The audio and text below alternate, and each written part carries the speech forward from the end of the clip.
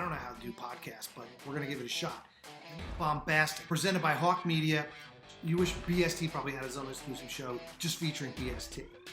But some of the people thought that it'd be great to have guests on. So his name is Max Lyons. He's the CEO of Hillsboro Aviation. Welcome to the show, Max. B.Scott. Did you see Tiger King? Changed my life. Do you feel bombastic right now, Max? You don't look bombastic. I don't even know what that means, but no, I'm feeling very good if that's what it means, and yes. I don't know if Oregon knows of the word bombastic. I think they're a little mellow for that word. Sounds like it's more East Coast lingos. So listen, Max, let me ask you first. Have you tested positive for the corona? No. If you were to test, do you think that you test positive for the corona? Possibly. Really? Yeah. I went to the International Helicopter Show, and when I came home, I spent about a week feeling very bad with a fever and a cough, and it stayed with me for about 4 or 5 weeks. Yeah, I think most people are probably have it and didn't know it or thought they had the flu. Did happy hour start a little bit earlier at the Lyons estate than normal? A little bit. Not too much, but a little bit. Who would you say that you know in your family is the most bombastic? Even though you don't know what the word is, you can use context clues. Kind of like, My sister Sue. Sister Sue. She's going to be happy to hear that. She's very enthusiastic and vivacious. And anybody exercising? Anybody getting out? Yeah, we have a pool, and we just turned the temperature up in the pool. We're going to start swimming, and Carol works out and rows and stretches and does yoga most days. Not everybody's quarantining the same. You have a pretty nice setup there. We have a nice setup. It's we're in Vancouver and on the Columbia River. Vancouver, isn't that also referred to as the Cayman Islands of the Northwest? Vancouver, Washington. Yeah. I've never heard it called that before. Yeah, you guys in Oregon make all this money, and then you go to Washington, and it's, that's that whole Cayman Islands thing, Max. I've heard that. You have. I figured that. That's good. How long has Hillsboro Aviation been in business? This is our 40th year. How does a company like Hillsboro Aviation get through some of this? We're really lucky. We do charter. We do airplane charter and helicopter charter, but we also have a fleet of helicopters that we specialize in for government contracting for U.S. Forest Service, right? LM, Department of Interior, Department of Defense as well. Well, haven't all the rich guys jumped in their charter jets and flown off to their cabins, off the coast of Maine or in the south of France? I mean, Jackson Hole. Right, Jackson Hole. So if you were stuck with one aircraft, Max, what would it be?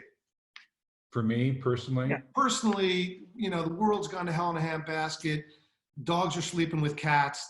Everything's crazy. What's your go-to aircraft? Probably a King Air. A King Air. Mm-hmm. Why do you say that? It's a reliable aircraft, and it's a good aircraft, and gets into small fields as well as, can take you a distance as well. Well, you're a practical guy, so. Gotcha. But if I just wanted to have something to enjoy myself, it would be a Super Cub or a Husky. Hey, how do you think Oregon's doing right now? How are the hipsters doing? Our population is so different than New York and California and other parts of the country, but I think we're doing pretty well. Most people don't understand that Oregon isn't just Portland. Oregon is a big state with a lot of ranches, wide open country. It's not just a bunch of hipsters in a coffee shop. Yeah, it's mostly rural. It's Portland's the main metro area, and there's a lot of wide open spaces. Max, what sectors do you think are most affected right now? Restaurants. I've heard numbers like above 40% in Portland that won't survive this. Even some of the highest end restaurants that you and I, Scott, have spent some time at. Don't you think in July, when the summer comes, whenever that is, that they'll just restart? I think if they were good business people and held on to some cash and didn't over leverage, those guys, will come back. America's a very scrappy country. What businesses do you think are going to emerge from this crisis and this once in a lifetime, hopefully, event? There are opportunities, and I don't mean opportunities in a predatorial way that but you're going to lose competitors, and you're going to have a smaller pool of resources and companies offering. But I think that what we have known as a norm in the past is gone. It's easy though for a lot of people to say that things are never going to be the same. That part of me believes what you're saying. The other part of me looks back at history and says after 9/11 we're never going to be the same. And I'm a New Yorker. That's why I'm so bombastic. Less than a year later, the people were giving each other the finger, beeping the horns. And after 2008, people thought that things would never get back to be the same. And now it's been, many years of people living in abundance. We will get through it, absolutely. And you got to stay optimistic and positive. Yeah. But I think there's going to be some kind of I'd call it a new norm or paradigm shift.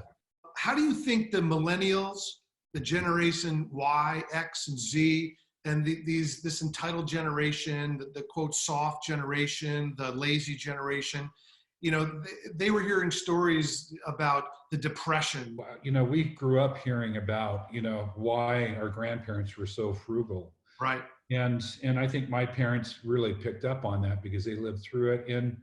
And I think there was some residual effect with me just being very conservative financially. Well, I hear you're very stingy. You're a very stingy person. Very frugal. I hear that's what you say about me. Your family complains a lot about that. You've got, I don't know how many people crammed into that 1,200 square foot house you have on the riverbank. And a man that's fairly successful, I would have expected a little bit more. But let me get to the point. How do you think the millennials are dealing with this stress? And do they really know what they're about to face? I hate to say it this way, but I think there's some advantage to go through those tough times in life for all of us. When we go through really difficult, challenging times, it's kind of what defines us as a generation and as an individual. And so I think that we will see that generation come out stronger. I'm impressed with a bunch of the millennials. I don't know how the rest of them are, especially in Oregon. As human beings, we're very resilient. And I think that what makes us resilient really are different experiences and going through challenging times. And Great. One of those times. And like I said, I think this is kind of what will define all of us, not just the millennials, but myself as well. It defines who I am as a businessman and how I respond to this. What are some of the toughest decisions you've had to make in the last couple of months? I'm happy to say, as of last night, I made some phone calls to people that we had cut their hours or even laid them off, and we're bringing people back on now. That's not bad. Living in LA, when Kobe Bryant died in that horrible accident, a lot of people out here were crushed, and I think around the country and around the world for that matter, from a sports fan standpoint. You have kind of a unique insight into helicopters. Obviously, that's your business. And, before I let you go, I can't help but ask you kind of, what can you tell us about, what led to that event maybe? And, you guys on the inside had conversations about the crash that a lot of people don't know. And what can you tell us about what happened or what you believe to have happened based on what you've heard so far? A tragic situation. I've been very involved with the International Helicopter Association for. You were the chairman, weren't you? I was the chairman and on the board for many years, and that organization was created to basically advocate for the safety of the helicopter industry and the financial health of the helicopter industry as well. And one of kind of our rules of thumb, until an investigation is completed, you don't assume or make any assumptions, because you just don't know. Did a bird come through the glass? I don't believe it was a mechanical. It was the weather was there was a lack of good visibility, right? And there's some challenging flight conditions that day. The pilot was very experienced, and I hate to say it, but something that the safety reports have shown throughout decades is that most accidents are about 80% error of some sort. Yeah, of some sort, and it's, you know, who knows what happened. We'll probably know a year from now or sometime after that. But my heart goes out to everybody that was affected, all the Yeah, families. and there's some ties to Oregon, obviously, one of the baseball coaches. How did that impact the helicopter industry at large, Max? Sure, oh, absolutely. Insurance rates and a number of things, and you know, more than anything, it's a small industry, and in a way, a lot of us know each other, and we are, you know, we get along. We're friends. We're friends with competitors, and the company that owned that aircraft, or at least one of the individuals I know, and he's a really good guy, and he has a great reputation. He's known for quality.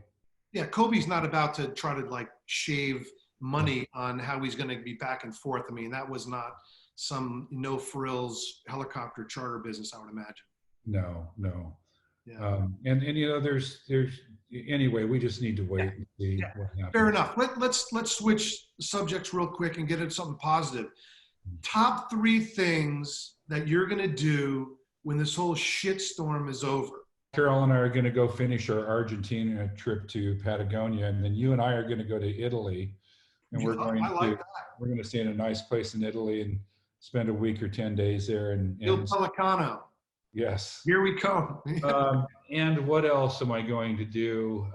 You know, I'm just going to feel fortunate to, you know, if all my friends and family and employees get through this without any health issues. And that our friends that have businesses get through it without, you know, major business issues. You're a very serious operator, Max, but I'm going to ask you something, and this is going to be kind of a signature of this Bombastic show.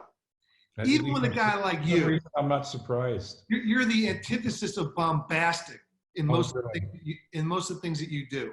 Another big word. Give me a time that you feel you've been the most bombastic in your life. I need to look this up. No, come on. You got to pull something. Okay.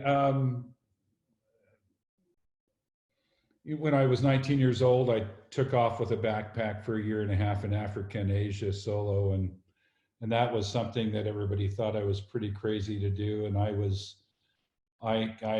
really wasn't sure what I was doing. Even 2 months into the trip, I was thinking, why am I here? But it was doing that changed my life.